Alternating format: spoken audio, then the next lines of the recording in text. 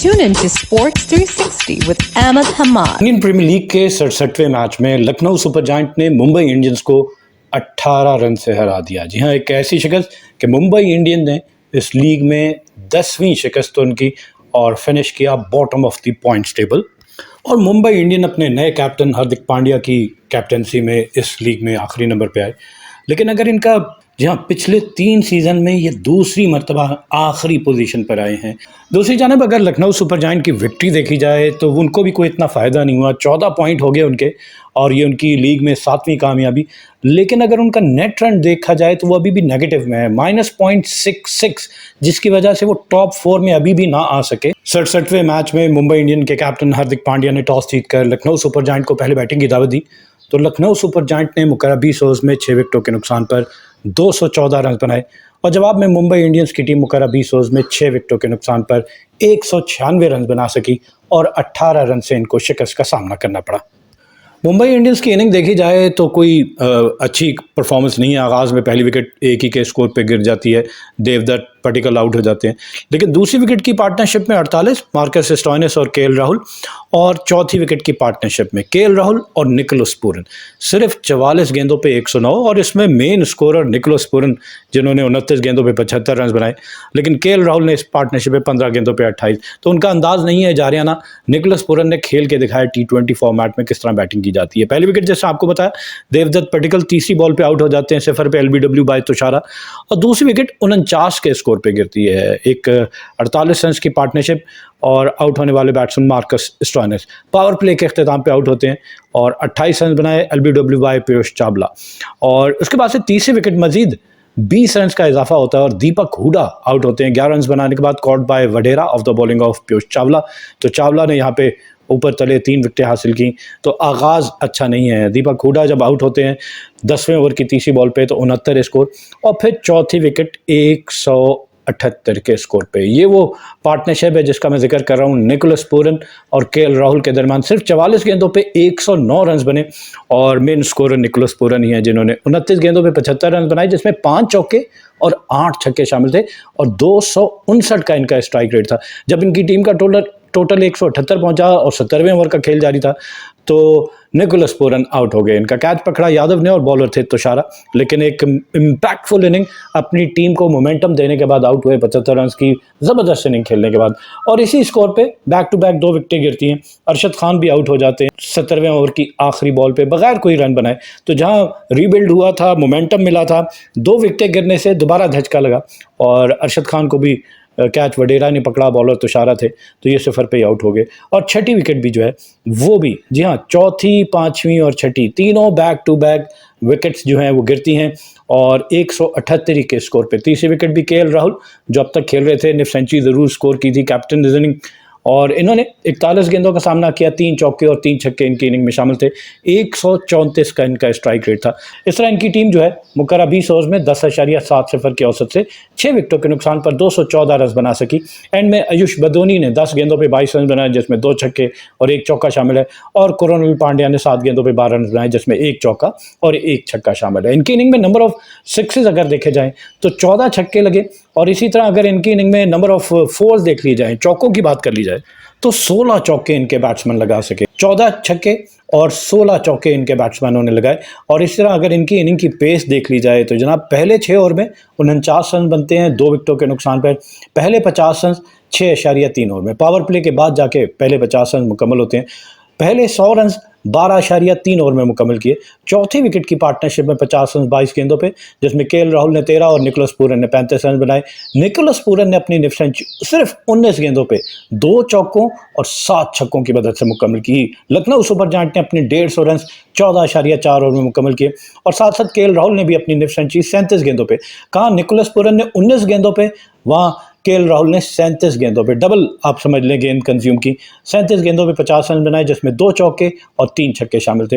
और साथ साथ इन दोनों ने, केएल राहुल और निकोलस पूरन ने चौथी विकेट की पार्टनरशिप में 100 रन बनाए 38 गेंदों पे, जिसमें केएल राहुल ने सिर्फ 28, लेकिन निकोलस पूरन ने 67 रन बनाए और 200 रन का हदफ इन्होंने 20वें ओवर की दूसरी बॉल पे हासिल किया और इनिंग का अख्ताम किया 214 6 विकेटों के नुकसान पर मुकर्रर 20 ओवर्स में।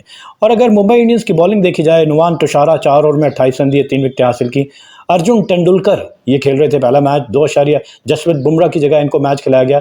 2.2 ओवर में 22 रन दिए और कोई विकेट हासिल नहीं की। 2 छक्के और 1 चौका इनकी बॉल पे लगा, साथ साथ 1 वाइड बॉल भी की। अंशुल कम्बोज, इन्होंने 3 ओवर में 48 रन दिए, कोई विकेट हासिल नहीं की। 16 की औसत से रन दिए, 5 चौके और 3 छक्के इनकी बॉलिंग पे लगे, साथ साथ 4 वाइड बॉल भी की। तो इंतहाई इनडिसिप्लिन और बहुत ही महंगी बॉलिंग इन्होंने की। और फिर Piyush Chawla, economical bowler, match winning, मैं कहता हूँ राइट आर्म लेग स्पिनर, बहुत एक्सपेंसिव होते हैं लेकिन विकेट जरूर लेते हैं। 4 ओवर में 29 रन दिए, 3 विकेटें हासिल की, सिर्फ 7.25 की औसत से रन दिए, 10 डॉट बॉल्स की। और इनकी बॉलिंग पे अगर ये 29 रन जो आप देख रहे हैं, 3 छक्के भी लगे, उसके बावजूद सिर्फ 29 रन दिए। निहाल वडेरा 2 ओवर में 13 रन दिए, कोई विकेट हासिल नहीं की। हार्दिक पांड्या द कैप्टन, मायूस कुन performance through out the league, 2 over में 27 रन दिए, 13.50 की औसत से, 1 चौका और 2 छक्के इनकी बॉलिंग पे लगे। और नमान धीर जो है, इन्होंने सिर्फ 4 गेंदें करवाई, 4 गेंदों पे 17 रन बने, जिसमें 2 छक्के और 1 चौका लगा। और रोमारियो शेफर्ड 2 ओवर में 30 रन, ये भी इंतहाई महंगे, 15 की औसत से रन दिए, जिसमें 3 चौके, 2 छक्के और साथ साथ 3 वाइड बॉल भी की। जवाब में मुंबई इंडियंस, जिसको 215 रन का हदफ मिला, आगाज बड़ा अच्छा था। 88 के स्कोर पे कोई विकेट नहीं गिरती। पहली विकेट की पार्टनरशिप में 88 रन रोहित शर्मा और ब्रेविस के दरमियान, सिर्फ 52 गेंदों पे, जिसमें रोहित शर्मा अपने ज़बरदस्त अंदाज में खेल रहे हैं। पहली दफ़ा इस लीग में आउट ऑफ फॉर्म में आए, क्योंकि इसके फ़ौरन बाद फिर वर्ल्ड कप खेलना है। इस 52 रन की पार्टनरशिप, 52 गेंदों पर 88 रन की पार्टनरशिप में रोहित शर्मा ने 32 गेंदों पे 61 रन बनाए और ब्रेविस ने 20 गेंदों पे 23 रन बनाए। लेकिन रोहित शर्मा की अगर बैटिंग की बात कर ली जाए और इस इनिंग से पहले उनकी परफॉर्मेंस देख ली जाए, तो बड़ा आउट ऑफ फॉर्म, और बिकॉज सीज़न में कुछ ऐसा नज़र नहीं आ रहा था कि वो यही वजह कि इनकी टीम स्ट्रगल कर रही थी। अगर इनके स्कोर्स देख लिए जाएँ पिछली 6 इनिंग्स में, तो सबसे पहले एक मैच में 6 रन बना के आउट हुए, फिर 8 रन बना के आउट हुए, फिर सिर्फ 4 रन बनाए, फिर 11 ही रन बना पाए, फिर दोबारा सिर्फ 4 रन, और इस इनिंग से पहले आखिरी इनिंग में 19 रन बनाए थे। तो इस मरतबा थोड़ा बेहतर परफॉर्मेंस रोहित शर्मा देने में कामयाब हुए। लेकिन यही एक 88 रन की पार्टनरशिप आपको नज़र आएगी इनकी इनिंग में। और इसके बाद 6ठी विकेट की पार्टनरशिप में 32 गेंदों पे 68 रन बनाए ईशान किशन और नमान धीर ने बड़ा मैच अपने हक में लेने जा रहे थे, 26 गेंदों पे 56 रन बनाए, लेकिन फिनिश ना कर पाए। और यही वजह कि 19 रन का डिफरेंस आपको नज़र आया होगा। पहली विकेट की जैसा बात की कि 88 के स्कोर पे जाके पहली विकेट गिरती है और 8.4 ओवर में तकरीबन 10 रन पर ओवर की औसत से बैटिंग कर रहे थे। डेविड ब्रेविस जो है आउट होने वाले पहले बैट्समैन, 23 रन बना के आउट हुए, 20 गेंदों का सामना किया, 2 छक्के और 1 चौका इनकी इनिंग में शामिल है। Cot by Pandya of the bowling of Naveenul हक। और दूसरी विकेट इसका है सूर्या कुमार यादव, 10वें ओवर की दूसरी बॉल पे 0 पे ही आउट हो जाते हैं। तो 88 पे पहली और 89 पे दूसरी विकेट। तो अब विकेटें गिरने का सिलसिला आपको नजर आएगा कि 10वें ओवर की दूसरी बॉल पे सूर्या कुमार यादव बगैर कोई रन बनाए caught by Ravi Bishnoi of the bowling of Pandya, और तीसरी विकेट 97 के स्कोर पे। मजीद 8 रन के इजाफे के बाद रोहित शर्मा जो बहुत अच्छी इनिंग खेल रहे थे, 11वें ओवर की 5वीं बॉल पे 68 रन बनाने के बाद आउट हुए, 38 गेंदों का सामना किया, 10 चौके और 3 छक्के इनकी इनिंग में शामिल थे, 179 का इनका strike rate. Caught by Mohsin Khan of the bowling of Ravi Bishnoi. तो ये 3 विकेटें 97 के स्कोर पे। और फिर चौथी wicket captain Hardik Pandya 14वें over की तीसरी बॉल पे आउट होते हैं, जब इनकी टीम का टोटल 116 और Hardik Pandya could only score 16 runs of 13 balls, hitting 1/4 and 1/6 with a strike rate of 123. He was caught by Naveen ul Haq of the bowling of Mohsin Khan. फिर 5वीं विकेट 120 के स्कोर पे, 4 रन के इजाफे के बाद निहाल वडेरा सिर्फ 1 रन बनाने के बाद out, caught by Pandya of the bowling of Ravi Bishnoi. और 6ठी विकेट 188 के स्कोर पे ईशान किशन आउट होते हैं 20वें ओवर की तीसरी बॉल पे। ईशान किशन 14 ही रन बना सके, bold bye Naveen ul Haq. And में नमन धीर 62 रन की एक ज़बरदस्त इनिंग के साथ नाकाबिले शिकस्त रहते हैं, लेकिन वो कहते हैं ना, वेंट इन वेन, मैच ना जिता सके। 28 गेंदों का सामना किया, 4 चौके और 5 छक्के इनकी इनिंग में शामिल थे, 221 का स्ट्राइक रेट और 62 रन बना के नॉट आउट रहे। रोमारियो शेफर्ड 1 ही रन बनाया। तो इस तरह इनकी टीम मुकर्रर 20 ओवर में 9.80 की औसत से 6 विकेटों के नुकसान पर 196 रन बना सकी। इनकी इनिंग में अगर नंबर ऑफ सिक्सेस देखे जाएँ तो 11 छक्के इनके बैट्समैन ने लगाए, और इसी तरह अगर चौकों की बात की जाए तो 17 चौके इनके बैट्समैनों ने लगाए। और दोनों इनिंग की पेस का मुआवजा कर लिया जाए तो जैसा पहले पावर प्ले में हमने आपको बताया कि लखनऊ सुपर जायंट ने 49 रन बनाए थे 2 विकेटों के नुकसान पर, मुंबई इंडियंस ने 53 रन बनाए बगैर किसी विकेट के नुकसान पर। और इसी तरह पहले 50 रन की बात की जाए तो लखनऊ सुपर जायंट ने अपने पहले 50 रन 6.3 ओवर में मुकम्मल किए। इनके मुकाबले में मुंबई इंडियंस ने पहले 50 रन 5.4 ओवर में, यानी 5 गेंदे पहले अपने 50 रन मुकम्मल कर लिए। फिर पहली विकेट की पार्टनरशिप में 50 रन मुंबई इंडियंस की जानिब से 34 गेंदों पे, जिसमें रोहित शर्मा ने 38 और ब्रेविस ने 10 रन बनाए।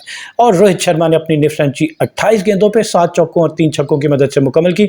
और अगर 100 रन का हदफ देखा जाए तो पहले आपको लखनऊ सुपर जायंट का बताएं कि उन्होंने 100 रन 12.3 ओवर में मुकम्मल किए। इनके मुकाबले में मुंबई इंडियंस ने 11.3 एक ओवर पहले अपने 100 रन मुकम्मल कर लिए थे। फिर 150 रन का हदफ देखा जाए, लखनऊ सुपर जायंट ने अपने 150 रन 14.4 ओवर में मुकम्मल किए। इनके मुकाबले में मुंबई इंडियंस ने अपने 150 रन, यहाँ ये स्लो गए क्योंकि विकेटें इनकी गिरना शुरू कर दी। सेंचुरी ज़रूर पहले मुकम्मल की थी। 150 रन इन्होंने 17.1 ओवर में मुकम्मल किए। और छठी विकेट की पार्टनरशिप में 50 रन 25 गेंदों पे, इसमें ईशान किशन ने सिर्फ 6 रन बनाए, लेकिन नमन धीर ने 41 रन बनाए। और नमन धीर ने अपनी निफ्ट रन 25 गेंदों पे 4 चौकों और 4 छक्कों की मदद से मुकम्मल की। और इनकी टीम मुकर्रर 20 ओवर्स में 6 विकेटों के नुकसान पर 196 रन बना सकी। बॉलिंग अगर देखी जाए लखनऊ सुपर जायंट की, तो अरशद खान 2 ओवर में 11 रन दिए, कोई विकेट हासिल नहीं की। मैट हेनरी 2 ओवर में 24 रन दिए, 12 की औसत से 1 चौका और 2 छक्के इनकी बॉलिंग पे लगे, 2 वाइट बॉल भी की। कुरैनुल पांड्या 4 ओवर में 29 रन दिए, 1 विकेट हासिल की। अच्छी बॉलिंग मैं कहूँगा, 7.25 इनकी इकॉनमी है।